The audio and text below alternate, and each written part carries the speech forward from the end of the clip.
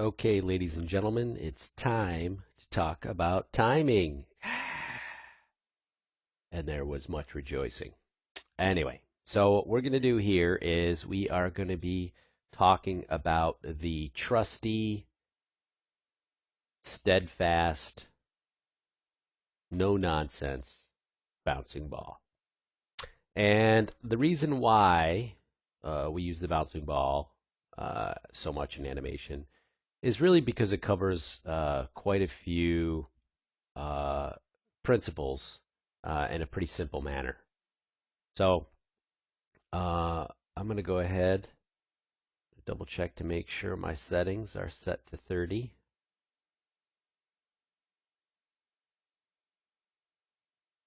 Okay, we're going to save that. We're going to set this to be 1 because it tries to retime it. And we're just going to set the end frame to be 40 to give us a little playing room here.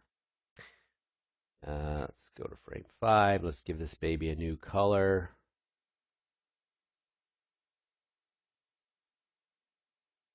And we'll make that red because it's purdy. All right. And we are going to be working in, let's say, the front view. Break out our work layout here. And I think we're going to just get rid of the perspective for now. And we're going to break this out. Okay, so here we have our red ball.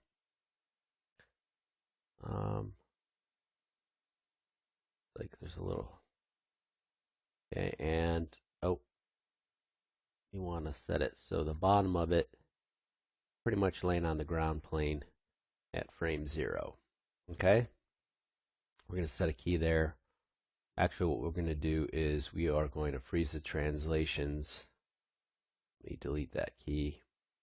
So that will be anytime we go to 0, that's going to be the position right here on the ground plane. So if I go to move this up and I go to set it to 0, it's going to be right on that ground plane here. And what I think I'm going to do is create a cube just to make the ground plane a little bit more visible and easy to see.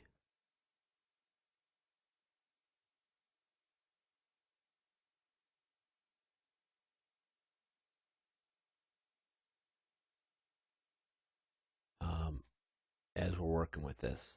Okay, that's a little bit better. There we go. So, here we have our ball. Let's go back to that mode. And we're going to set a key for it up here. Pressed S, keyed this. So I'm going to undo that. Since I'm not really going to be working with scale right now, I'm going to lock these channels, and then I'm also going to hide them. And then I'm going to set a keyframe on them. That way, it doesn't save any keyframes for those channels when we're in the editor, in the curve editor, and it just a few less curves to look at is always a good thing in my opinion. All right. So let's talk about some terminology. All right, this is going to be our first pose for our ball, and that's going to be at frame 1. And the next pose, I'm just going a random. I usually typically go 4 frames out, set my next pose. I have auto key on, so it automatically set that key for me. The reason why I do that is I keep my timing even, meaning I'll set keyframes at the exact same increments every 4 frames in the beginning to work out my poses. And once I'm happy with that, I go back and start shuffling keyframes around to get the timing that I want. So I'm basically just breaking it down, so I'm focusing on only one aspect at a time. It allows me to work a little smarter. I don't get lost or confused on what I'm working on at one time or try to focus on too many things at once because I'm a relative simpleton. So making it as easy for me to focus on just one thing at a time just helps in the long run. All right, so then I'm going to go another 4 frames out. I'm going to bring it up. Okay. So right now I'm not going to worry about anything other than just a vertical bounce. All right, I'm not going to worry about it translating or anything like that. So we're just going to do a bounce vertically here. So I've got the height at 12.5. So I think the second height is going to be at pretty much right there, like 6 3/4. Yeah, that's fine. All right. And then another 4 frames. We're going to set it back to 0. And then another 4 frames. We're just going to set it up to about 3. And we're going to another 4. Back to 0. Another 4. We're going to set it to 1.5. And then back to 0 here. All right. And then we'll 7.5. Oh, I think I jumped the ball there. There we go.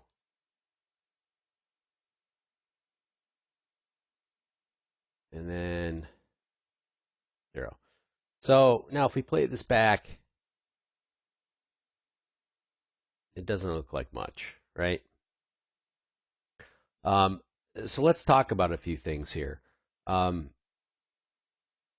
When I discussed timing initially, when we were going over the 12 principles, I said that the faster things move, the less frames it takes, the slower they move, the more frames it takes. So look at the distance covered between frames 1 and 5 here. It's quite a big difference.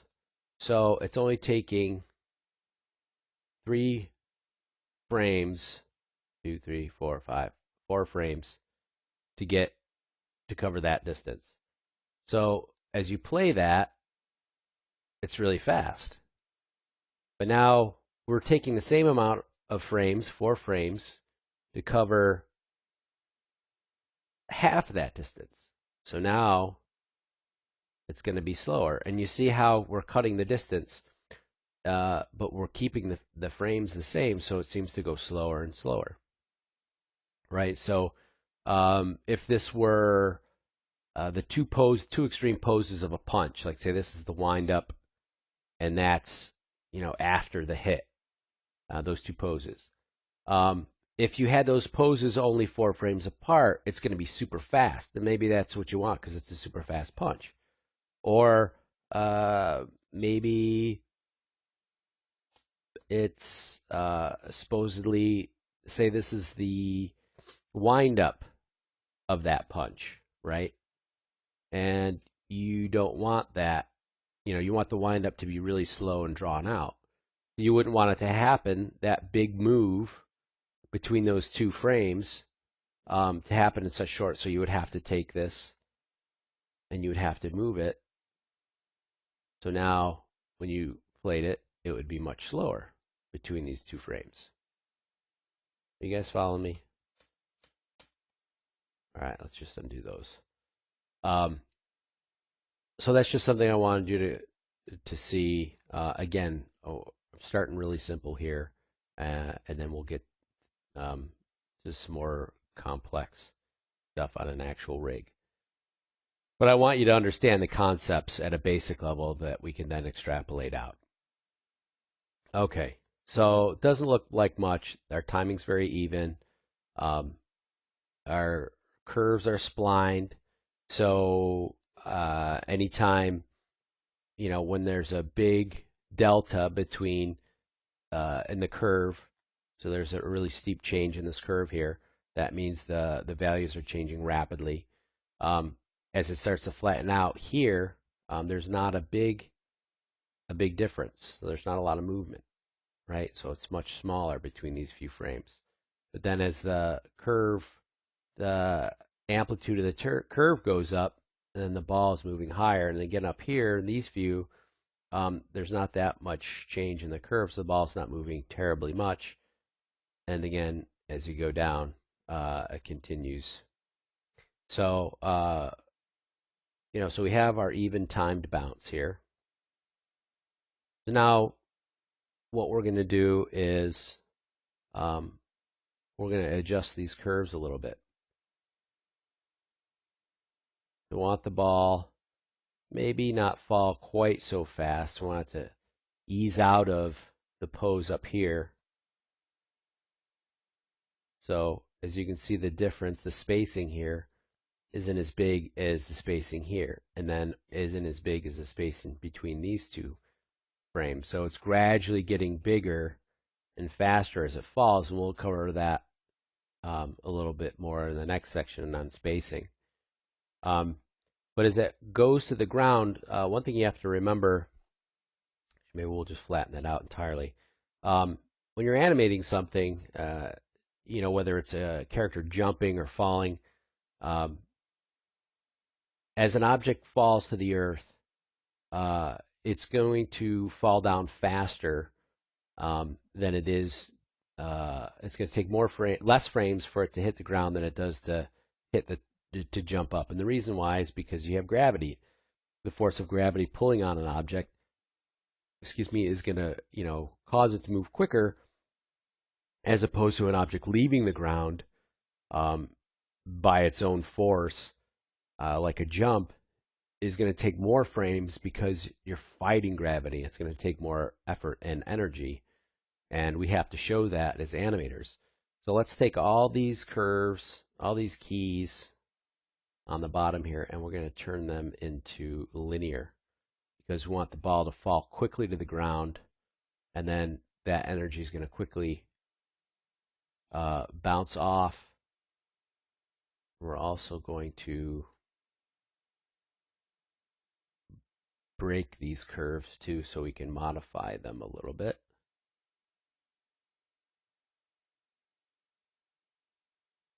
And I'm just adjusting how quickly the ball is coming in and out of, coming into this keyframe and out of, or into this pose. Now, one thing we talked about earlier is the vocab, and you know, these are keyframes or key poses. So now it's starting to look a little bit more like a bouncing ball. What key poses are? Your storytelling poses. They're the poses that you absolutely have to have in order to show what it is the action you're trying to create. If I were to take one of these out, it's not really showing the action that I intended, because I wanted another bounce in there. So it really doesn't describe the idea that I'm trying to get across. So all those bounces need to be in there, right? So if I were to, you know, anything else that I added on here wouldn't necessarily be key poses, because they're not needed to really tell the story of the bouncing ball. They may help to embellish the story, tell you what kind of ball it is. You know, if it's a beach ball or a bowling ball, that can also be shown through timing. But really, your key poses are those poses used to tell your story. And if you take one out and your story's isn't coming across without it, then you know that's a key pose. Okay, so now we've got the ball bouncing. And again, it's all evenly timed. This is landing, you know, happening really fast. And then because all the timing, the distance is changing, but the timing is the same, you're getting this really fast drop here, right? And then as the ball continues to bounce, because it's moving less and less, it starts to slow down and come to a stop. So we don't really want that. All right, another quick vocab lesson. A breakdown. What a breakdown frame is. A breakdown frame basically is the pose that's in the middle right between two key poses. All right, and sometimes you can set that pose. Another vocab term is called a favor, where it can favor. So if I were to flip between these three poses, you can see the breakdown pose here is favoring the first key pose, as opposed to I could favor it towards the second key pose. So that would be a favor towards the second key pose. All right, so it's basically the drawing or the pose that you have set between two key poses. And we'll get into that a little bit more too, as we're working with the rig. But I just wanted to go over it because you're going to be hearing it. And I wanted you to make sure you knew what it was. All right, so again, we've got this happening really quickly. Is that first frame falling really fast from this pose to this pose, and then this pose to this pose. It's not, it's a little slower, and then it gets slower and slower until the end. So what we want to do is we want to take some of these poses. We want to make some room. We don't want it to fall quite so fast in the beginning. So we're gonna start playing with our timing a little bit here by moving these keyframes around. So what I'm doing is I'm selecting this last keyframe, and I am holding Shift and left mouse dragging over until I get to the last keyframe that I want to modify. Then I middle mouse click in here in the center, and I can shift these poses to the right to get more spacing or get more timing in here. So now when I play it, you can see the ball's not traveling quite as fast because I added some more in-betweens in there. And that's feeling a little bit better to me. Might even be able to use another frame. That's one way to do that. I just undid it. I have, when I think I discussed this on the setup, was his hotkeys adding in-betweens.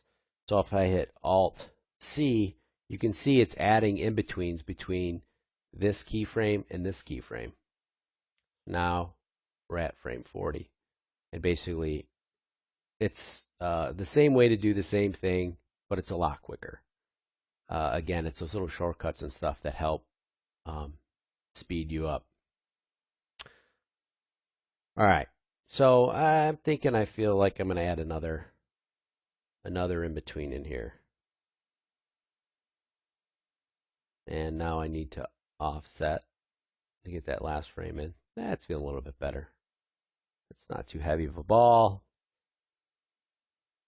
Okay. So now that was our first adjustment to our timing, right? We started off everything very even.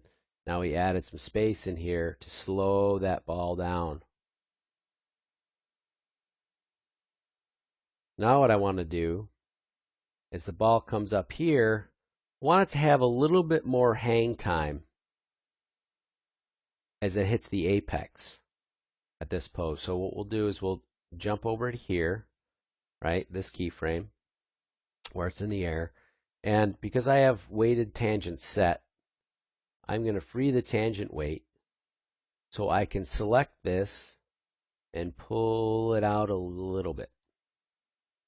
And then I'm going to modify these frames a little bit. So now what's going to happen is you're going to have the ball is going to be in the air at this area much longer than it was before. And now it's going to drop. So what that's going to do, let's do that really for all of them. Back that out a little bit.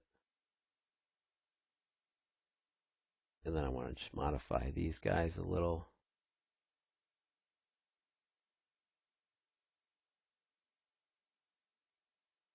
Okay. So now when we play it back, that has a much different effect.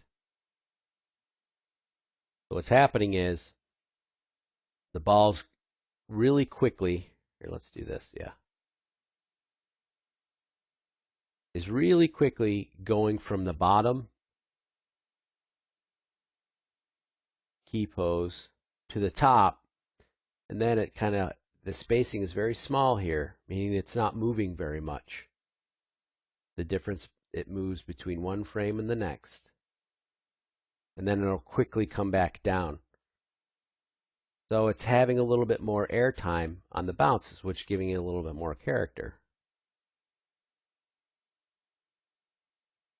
And it's causing it to give it a more springier bounce because we're not spending a lot of time during the transition between the two extreme poses. We're seeing it in the air a lot. Okay, so now, one thing we had said before is that when the ball is fighting gravity,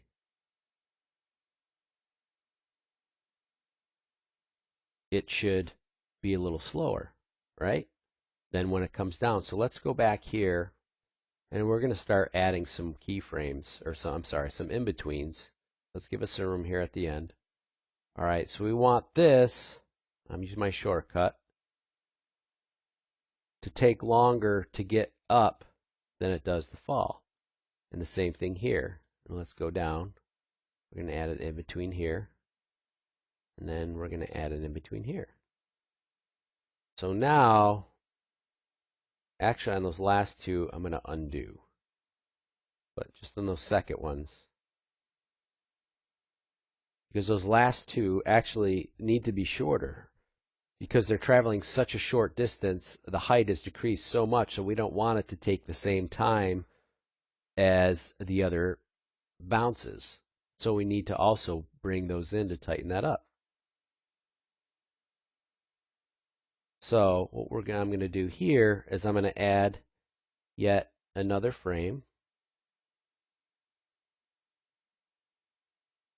And then here, I think I might add one frame here. So I added 2 frames on this side. I'm going to add only 1 here. Right? Because it's still 1 frame longer to get to the top than it is to fall. We want the gravity's working with the ball, pulling it, pulling it towards the ground, so it's going to fall a little faster. And here we have same, so this is 4 frames, and this is 3. This we're going to actually make 2 frames, because right now I believe it's 4. We want to cut that down. So now I'm using Alt X, cut that down a frame. I want that, yeah, so that to be 3 because it was 4. Sorry, not 2. And then we want this to actually be 2 frames. And then this, we're going to have be 2 frames. And then this one, be 1. So now it kind of munged our curves a little bit. So we're going to need to come in here and kind of clean them up a little. We want to free the weight on these guys too. That's it. Just helps tremendously to give you more control over the curves, which I really like. And I'm going to free that up.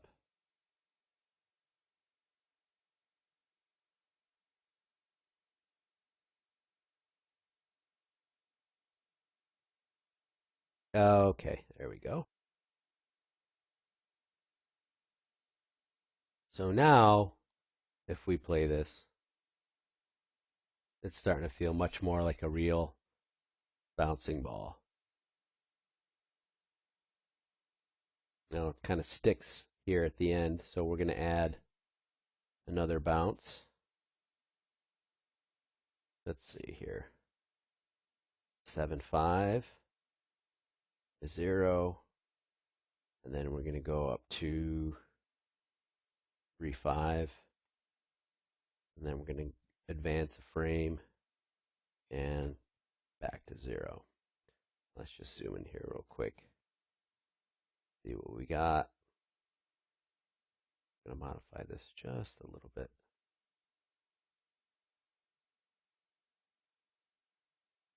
Okay. There we go. And there we have our bouncing ball.